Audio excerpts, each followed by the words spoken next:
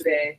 Welcome. For those of you who were, you will know that we opened as part of the WTO Public Forum on Wednesday afternoon. And yesterday we were at the ITC. For those of you who were able to come to that, I hope you found that insightful and useful and informal to start building a conversation. I understand from the ITC that it was the first time that such an event has taken place, so please do provide your feedback and your thoughts to them for future planning. Before we get into this morning's session, which is on insights and trends, may I please welcome up to the lectern Executive Director of the ITC, Arancha Gonzalez.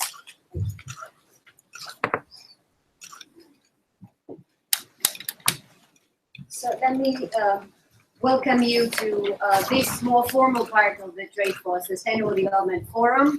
The informal part was yesterday when we opened our house to all of you in the spirit that we are trying to drive this forum in the spirit of sharing in order to better understand, and through better understanding, better crafting responses.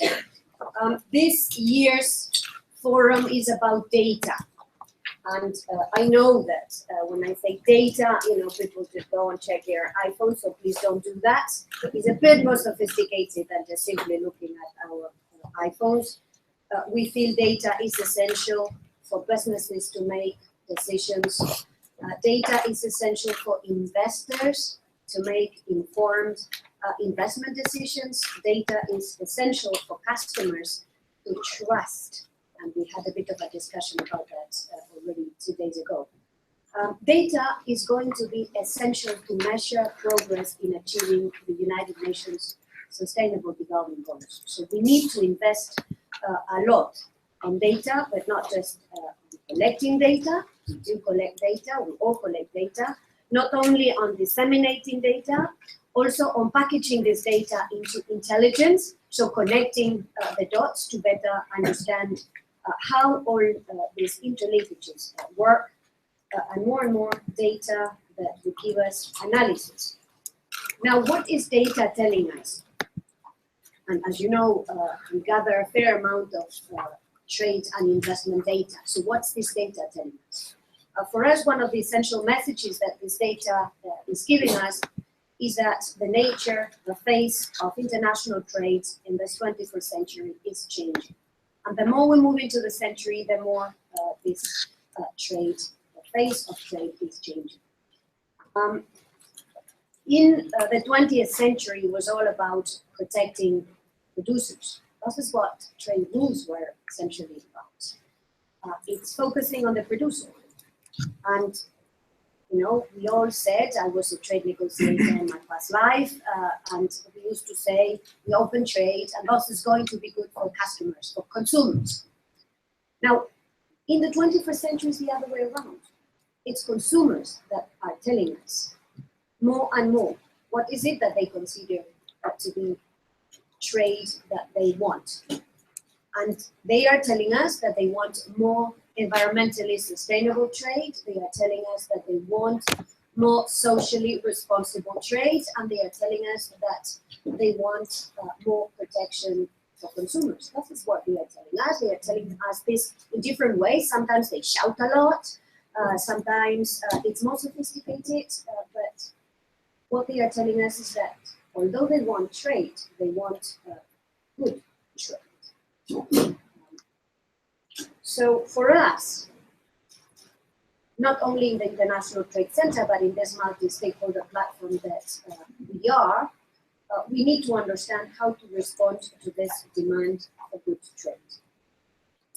So one of the dimensions of this good trade is getting good data, is collecting and disseminating data, which is what we do through, again, various means, but it's also analyzing this data, which we have tried to do in a number of reports, that parts of which will be taken apart this morning, so I'm not going to do on that, unless I see the thunder from our colleagues on the panel, so I'll let them go into that, but we have done a fair amount of analysis in partnership with the European University, Florence. For example, on understanding what voluntary standards are about. What do they contain? What do they mean? How are they evolving? Beyond research, ITC is also focusing a lot of efforts into innovative initiatives on the demand and on the supply. Very briefly, first, on the demand side. We're working with businesses, whether businesses are called Kellogg's, Unilever, Coca-Cola, Deleuze, and the side platform, whether businesses are called PepsiCo, as you saw day before yesterday, to develop customized IT solutions that will allow companies buying to connect with their upstream agricultural producers to provide farm-level environmental and social sustainability data.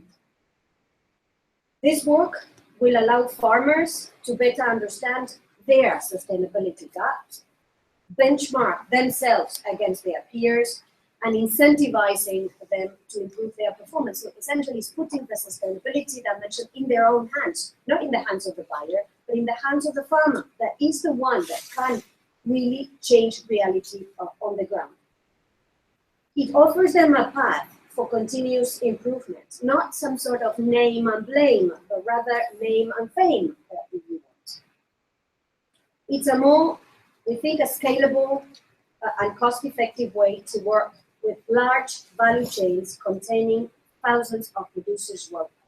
Now here, the challenge for all of us is to make sure that we scale up these solutions that are already there, that are available to every business anywhere who really wants to head their supply chains, their suppliers, their value chains become more sustainable.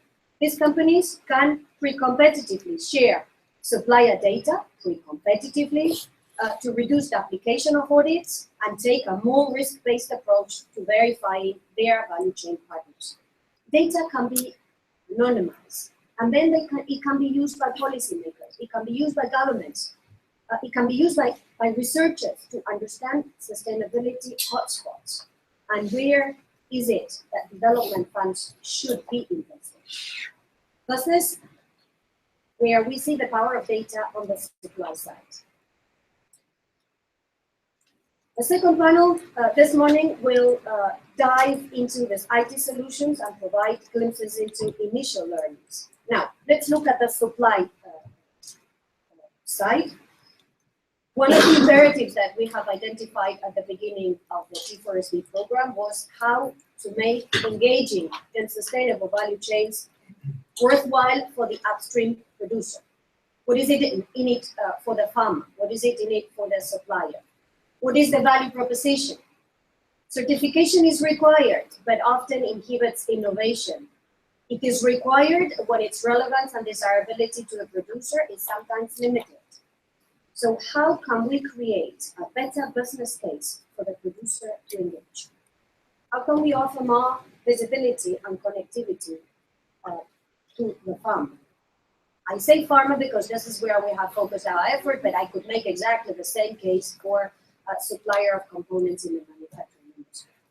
How can we give them a voice, a profile, a means to communicate and connect? Our response is the Sustainability Network, is where farmers working with ITC and its partners can create their own profiles, upload information such as proof of certification, such as land tenure, such as sustainability achievements against standards of code of conduct. If they so wish, they can link this profile to GPS coordinates and where and when possible to a global location number delivered by GS1, Global Standard 1, a very good partner of ITC, offering through that location-based traceability and a further level of data confidence and veracity. So it adds to the trust. The T4SD team provided all of you who were at our open house event yesterday links into the Sustainability Network, full version of which we hope to launch early 2017. What we're doing with that is talking about the ability of farmers and upstream operators to leverage data to maximize their business potential and connect with value chain partners.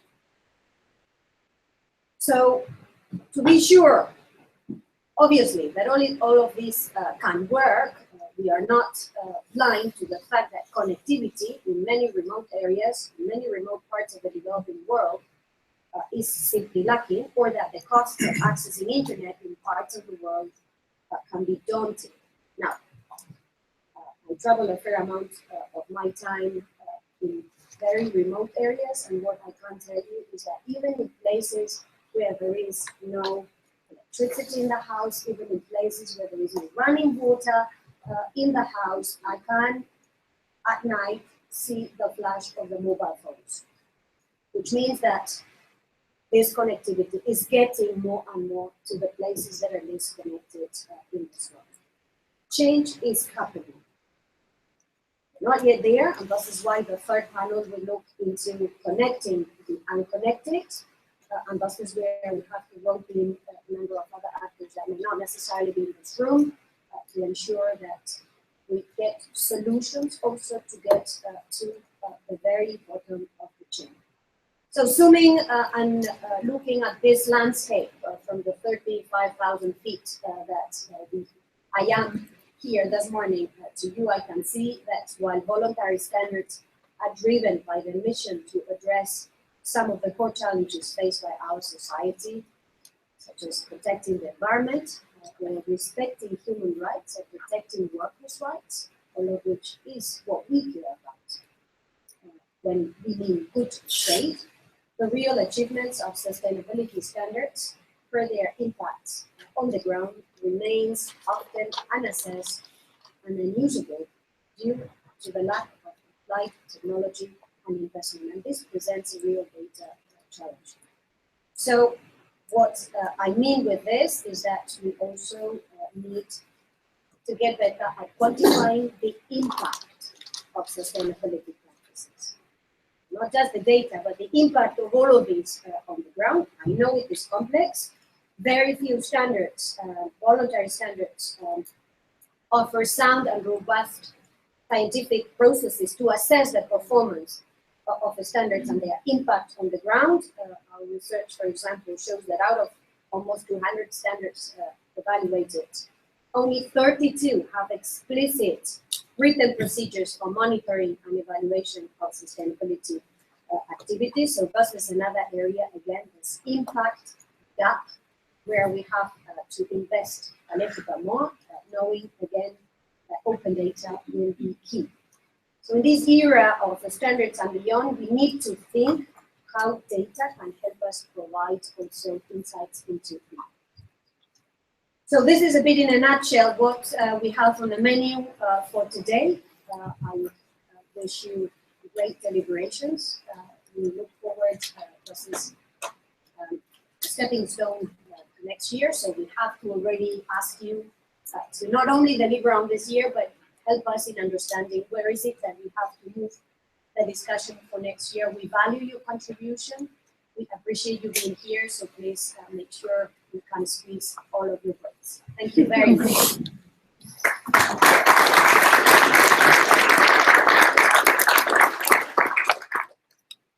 Great, thank you very much for that, Arantxa. So we're hoping, I'm just going to give you a sense of the format and